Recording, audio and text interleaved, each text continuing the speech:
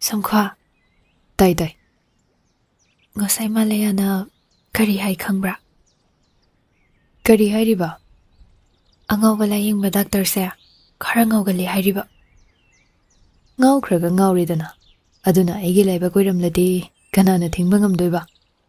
Asibu wani awangi ibok tombinasu Samkha se yum palu yadana leiramlise angawbi ama laying lubadagini haina hai. Masisu chumlibro.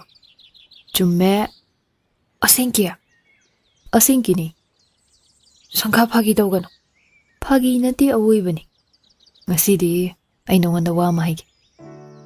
Karigumba ay se ngawbi malaying bada ibog tumbina haibagum ngawkrabadi nang aygidamak kapkanuko.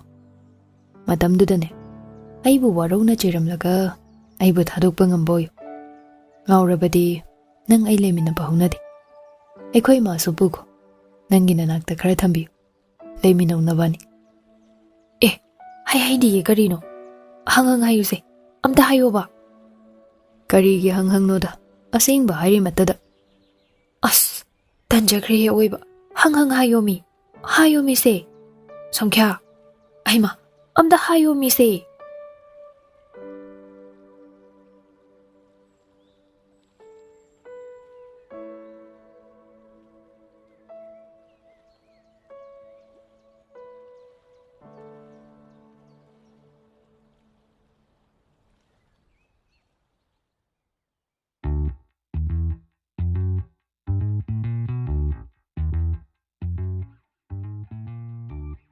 Kolom apabam ta piyu Sunil nangidagi. Ay prap chithi mate idaba yadre. Kono da pinaba. Aykhoy nupida. Koy nune haysibo. Yumda kauna ngangnadrobo.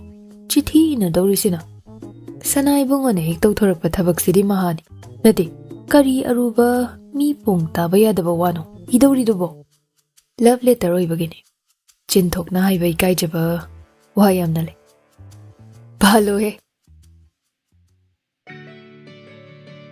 Ningthi sakre nuja nangi mai thongsi. Hiyanga yatiyada liri paiba leichila nangbo. Tara nipani panba thajara nangbo. Imaida tauduna naitom satpi tharik thara. Natraga ayuki tingthaw matonda pakpa liklara.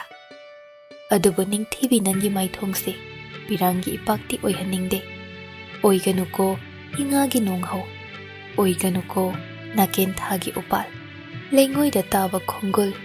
Mayrida ngawbi mayranbi.